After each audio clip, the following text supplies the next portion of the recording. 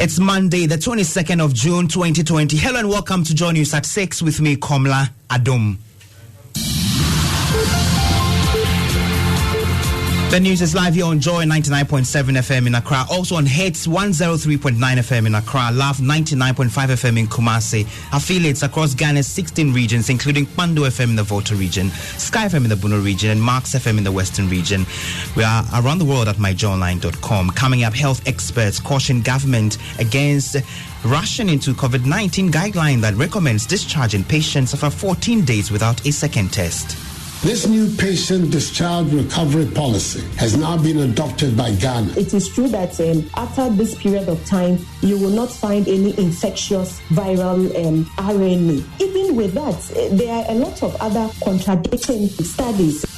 Also this morning, Ghana launches investigation into demolition of diplomatic bungalow on premises of a Nigerian High Commission in Accra. Because we cannot continue to take this insult. If this thing continue like this, we have a country. Ghanaian High Commission is at a very nice place in Abuja. And in business, fuel budget for petroleum consumers are expected to go up from this morning as oil marketing firms adjust prices at the pumps by more than 4%. And NPP parliamentary primaries end with dozens of incumbents shown the exit after shocking losses. As the parliamentary candidate elect for Dada Kotopong constituency. We have more as chairpersons of many parliamentary committees lose their bids to represent the party in the 2020 elections. We have details of these and other stories in the package. Thank you for joining us. Now, some health experts say government must tread cautiously in the implementation of a new policy to discharge COVID-19 patients after 14 days without a second test. Government's previous testing protocols recommended that patients tested negative for the virus before being declared recovered. But government says it is now following a WHO guideline which suggests patients will no longer be infectious after 14 days. President Akufo-Addo alluded to this during his 12th address to the nation on the COVID-19 outbreak in Ghana. According to WHO, asymptomatic patients, i.e., those who have tested positive for the virus but are not exhibiting any symptoms after 14 days, quote, are not likely to be infectious and therefore are unlikely to be able to transmit the virus to another person, unquote. After 3 weeks of analyzing and studying this update and recommendation and situating it in the Ghanaian context, this new patient discharge recovery policy has now been adopted by Ghana. Now, this is coming at a time Ghana has recorded 85 deaths, but General Secretary of the Ghana Medical Association, Dr. Justice Youngson, says the WHO research findings did not direct countries to stop carrying out second tests before discharging patients. On the Joy News show Beyond the Lockdown with MFR Pau. The same WHO report gives us some caveats, and I think we should bear that in mind. It says that there's minimal residual risk, that transmission could occur within this non-test-based criteria. So we should not forget about that. The WHO itself is also encouraging the scientific community to compile a lot more evidence to help improve this isolation discharge protocol. It is also encouraging countries to continue to test. And has also said that countries can still go by the original discharge approach where you had 2 negatives. What this means is that the WHO itself is saying that, look, this new approach might not be absolute. Dr. Justice Youngson is the General Secretary of the Ghana Medical Association, while virologist at the Kumasi Center for Collaborative Research in Tropical Medicine, Dr. Augustina Silverkin, agrees.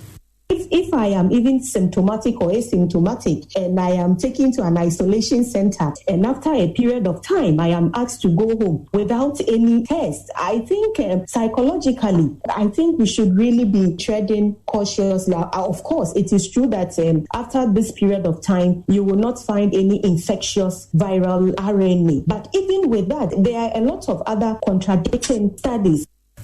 You hear the virologist at the Kumasi Center for Collaborative Research, Dr. Augustina Silverkin, while Deputy Health Minister Dr. Bernard Okoboy says the government decision will be guided by expert knowledge. We still would make sure that as a country, like the President said, our interventions will be guided by scientific evidence or work. And it is because we as a country know that the virus is a novel one and that no knowledge is absolute. That's why in the face of all this, we encourage people to make sure that we stick to the protocols. You heard the Deputy Health Minister, Dr. Bernard Okoboye. He was also speaking on the Beyond the Lockdown show on the Joy News channel. Now, as final year senior high school students return, some schools say they are putting in place measures to ensure the safety of the students, although they are yet to receive personal protective equipment. We hear from President Akufo-Addo shortly. First, though, a report by Joy News' OT region correspondent, Peter Senu, ahead of a reopening.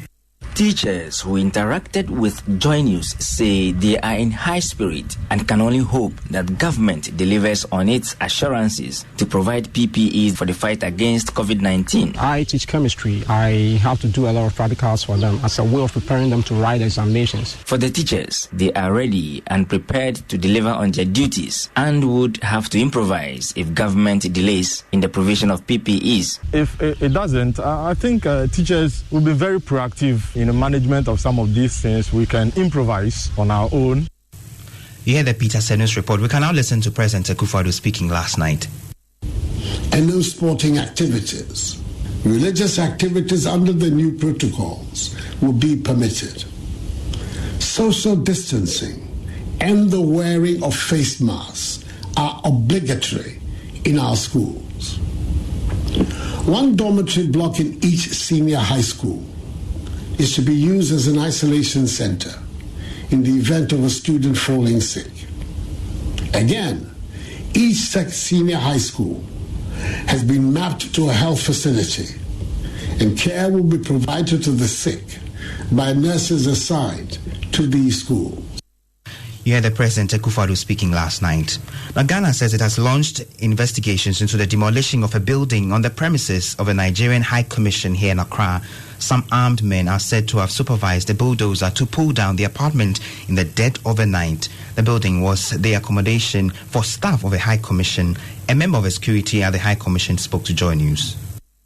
When they came, by then the bulldozer is outside. He has finished his work and is outside with the so-called leader who is with them. Then the police, when they came, they did not come to us. They did not go to any other person. They rather went straight to the man. You could see they know him. They had a friendly chat. After talking, exchanging numbers and other things, then they allowed the bulldozer, the excavator, to move.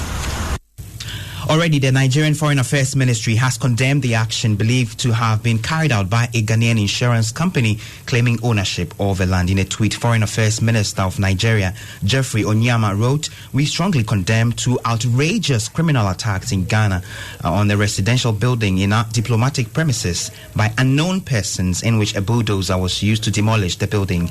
We're engaging the Ghanaian government and we demand urgent action to find the perpetrators and provide adequate protection for Nigerians and their property in Ghana."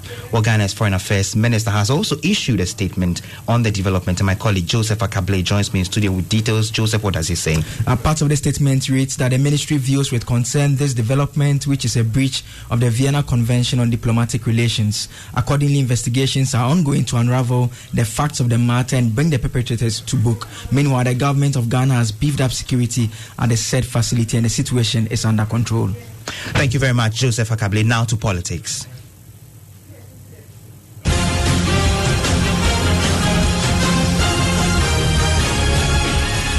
After a tough parliamentary primary, many incumbent members of parliament of the NPP have lost their seats. The over 40 MPs included chairpersons of several parliamentary committees. The losses mean almost 25% of NPP MPs, including First Deputy Speaker Joe Osei-Wusu, will not return to the House next year. A total of 374 aspirants contested in 165 constituencies. Joy News editor Fifi Kumsin has a wrap of how it all went down in the constituencies. The election was largely peaceful, except the violence and clashes in a few places. The situation in Bantama was the first to hit the news wires. Incumbent MP Daniel Ochimabwaje faced off with Deputy Chief of Staff Francis Asensubuache over a decision to allow a national security officer to vote. In the Wallency South constituency, a difference of 2 votes between the incumbent MP Thomas Donko and the contender Haruna Abdullahi led to a protest amid burning of car tires. But the main highlight of the primary was the massive losses of some incumbent MPs and the slim margins by which some won the